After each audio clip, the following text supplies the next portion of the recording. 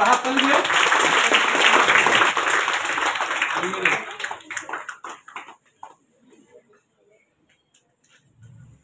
বসতে হবে তো এখানে।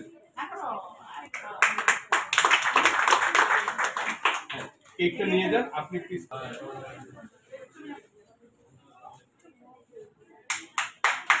সবার হাতে একটা করে কাপ দিয়ে সবাই মগটা নিছেন না? মগটা একটু সামনে নিয়ে দাঁড়ান। আপনি বসে আছেন কেন? আমরা এই দাঁড়ান।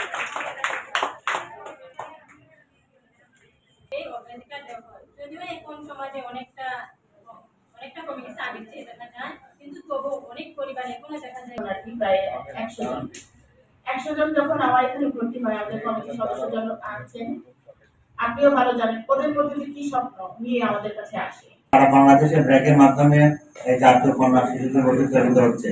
তো উদ্দেশ্য হলো একটাই, আমরা কন্যা বক্তব্য রাখবেন। তোমাদের প্রতি নির্দেশনা একটাই, নিজের স্বপ্ন নিজেদের করার জন্য তোমরা তোমাদের যারা সাহায্য সহযোগিতা করো, তোমাদের এগিয়ে আসতে হবে। এই আশাবাদ আমরা অলরেডি 15-16 বছর বয়সেই বলতে গেলে আমরা বড় হয়ে যাই। আসলে নারীর প্রতি কতটা বৈষম্য হয় সেটা সবচেয়ে বড় সাক্ষী বোধ আমরা চিকিৎসক যারা আছে তারা। যখন একটা মা গর্ভবতী হয়, কারোর সাথে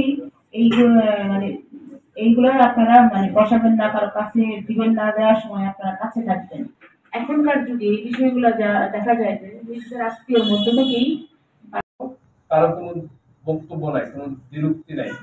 আমি এখানে যারা যারা আছেন আমি আপনাদের সবাইকে অনুরোধ জানাবো, যে যে মতের আছেন, যে পথের আছেন, যে ধর্মের আছেন, যে বিশ্বাসের আছেন, আপনারা আপনার পরিবারের একটা ছেলে শিশুকে যেভাবে দেখেন, একটা মেয়ে শিশুকেও ঠিক একইভাবে বিবেচনা করবেন।